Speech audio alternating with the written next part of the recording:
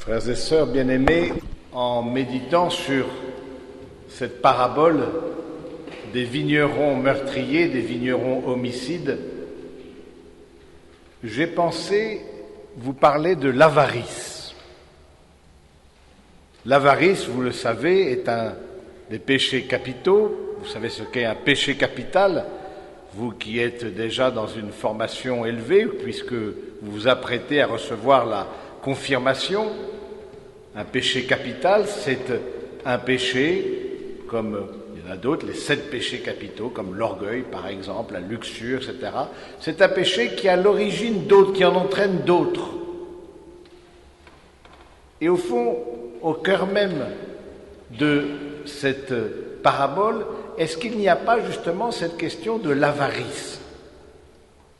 Il est rare de pouvoir traiter des péchés capitaux dans une homélie dominicale parce que la parole de Dieu ne s'y prête pas forcément, mais de quoi s'agit-il? Il y a eu un don qui a été fait à ces vignerons, et on le voit dans la première lecture, le Seigneur n'a pas ménagé toutes les bienveillances pour que ces vignerons puissent porter du fruit. Il a mis une tour de garde, il a préparé le sol. Vous pourrez reprendre la première lecture, de voir combien la bienveillance du Seigneur est là, et les dons du Seigneur sont là de façon tout à fait abondante. Mais que s'agit-il? Il s'agit ensuite de redonner le don qu'on a eu. Et le péché d'avarice, qui ensuite conduit jusqu'au meurtre, parce que c'est ça le péché capital, ça entraîne jusqu'au meurtre et même le désir d'avoir l'héritage du Fils. Il est le Fils, eh bien nous voulons le tuer parce que nous voulons l'héritage. L'avarice nous empêche de découvrir les dons de Dieu comme quelque chose que nous devons remettre à notre tour. Et il en va de la fécondité de notre vie. Je méditais sur cette parabole et je me faisais penser aussi à la parabole des talents, qui se termine de la même manière, puisqu'il est dit, que faut-il faire à ces vignerons? Eh bien, il faut leur enlever la vigne et la redonner à ceux qui remettront le produit en temps voulu. Comme pour la parabole des talents, celui qui avait reçu un talent a eu peur, l'a enterré, eh bien, on lui a enlevé pour le redonner à celui qui avait davantage. Donc, au fond, l'avarice fait que on reçoit le don de Dieu, on voit un don de Dieu, mais progressivement, ce don de Dieu, on oublie que c'est un don.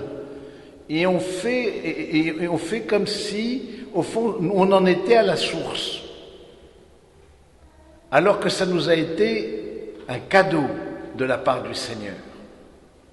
Et donc l'avare va faire qu'il va vouloir se complaire dans les dons, que ce soit matériels, parce que c'est plutôt la question matérielle, et il s'agit de questions bien matérielles, mais ça peut aussi des dons spirituels, des dons intellectuels, des dons artistiques. On se complaît dans le don et on s'auto-célèbre dans le don reçu, et on ne veut pas en remettre à son auteur, c'est-à-dire Dieu lui-même, qui est la source de tous les dons. On ne veut pas en remettre le fruit, on ne veut pas reconnaître au fond que nous sommes créatures. Le pape François, dans l'exhortation apostolique La joie de l'Évangile, parle des charismes. Charisme, ça veut dire don. Il y a des dons qui nous sont donnés. Il y a des gens, on voit bien, il y a des charismes pour l'Église, à travers des personnes, à travers des communautés. Mais il dit, attention, les charismes que l'on reçoit, les dons que l'on reçoit, sont toujours à remettre au service du bien de toute l'Église. Et si on ne remet pas au service du bien de toute l'Église, mais comme si avec des doigts crochus, on s'empare du charisme que Dieu nous donne pour notre propre gloire, pour notre autosatisfaction, eh bien, il ne portera pas le fruit à escompter de la part du Seigneur.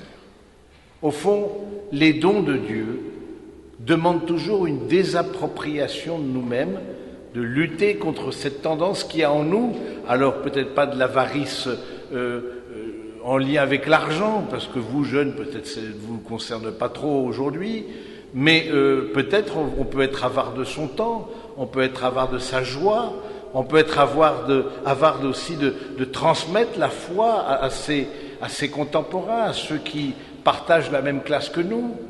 On peut justement, alors qu'on a un talent, avoir peur ou tout simplement ne pas reconnaître que le don de Dieu, eh bien, il sera fécond en moi dans la mesure où je rentre dans une logique de désappropriation.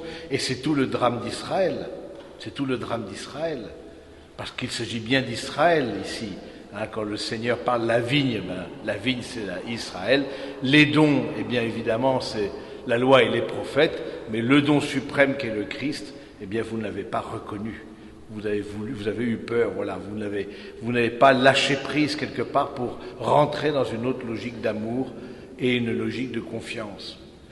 Et ça nous guette tout un chacun. Il faut être vraiment attentif à ça parce que on est tous guettés par l'avarice, même qu'on ait beaucoup d'argent ou pas, qu'on ait beaucoup de dons ou pas, beaucoup de talents, de nature ou de grâce.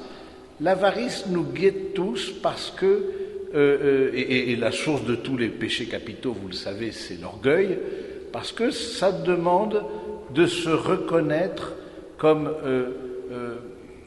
non pas la source, mais reconnaître que nous devons à un autre les dons reçus. Vous qui vous préparez pour la confirmation qui est devenue avec l'aumônerie du doyenné de Luzarches, eh bien vous allez recevoir un don qui imprime un sceau dans votre cœur, un don qui fait de vous des chrétiens adultes, un don que le Seigneur vous donne par les sacrements, et chaque sacrement donne aussi à celui qui les reçoit, eh bien, des dons particuliers. Eh bien, ayez à cœur de faire fructifier ce don que vous allez recevoir. Et déjà le don du baptême que vous avez déjà reçu, comment est-ce que je peux le faire fructifier? Est-ce qu'en moi, il n'y a pas aussi ce désir au fond un peu les doigts crochus, de retenir en moi la grâce de Dieu, ou quelque part de la retourner en gloire propre, la vaine gloire, la vanité, et du coup de m'auto-célébrer avec les dons de Dieu. Est-ce qu'au fond il n'y a pas ça aussi en nous? Faut toujours être attentif. Alors oui, la fécondité de nos vies, elle sera à la mesure où nous dénonçons en nous l'avarice, comme les autres aussi péchés capitaux, et en particulier l'orgueil, parce que aussi l'orgueil est à la racine de tous les péchés. Donc il nous est bon, frères et sœurs bien-aimés, de reprendre conscience de ce que nous dit l'apôtre Saint Paul. Ne soyez inquiets de rien, en toutes circonstances, dans l'action de grâce, priez et suppliez, faites connaître à Dieu vos demandes. Voilà, ne soyez inquiets de rien. L'avare ou l'avarice en nous, c'est une forme d'angoisse du lendemain, de dire, mais voilà, je veux tout contrôler. Je refuse de faire confiance. Je veux que ces dons de Dieu, je me les approprie, je les verrouille, pour justement que, voilà, rien ne m'échappe. Mais on ne se rend pas compte qu'en voulant tout contrôler, eh bien on perd tout. Parce qu'on est riche de ce que l'on donne, on n'est pas riche de ce que l'on possède, dans la logique de l'Évangile.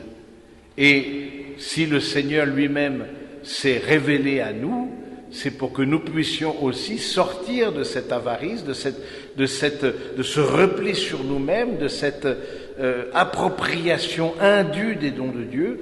Il veut nous redonner une chance de rentrer dans une logique de don et une logique d'amour.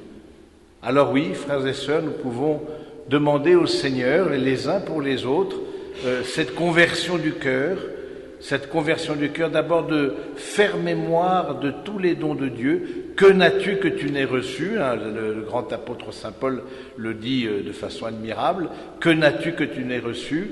Bien souvent, on dit, ben oui, mais je suis doué en classe, j'ai des facilités, je sais pas, pour un travail manuel, je suis bricoleur, je suis musicien, et on perd de vue que au début, il y a eu une grâce, il y a eu un don.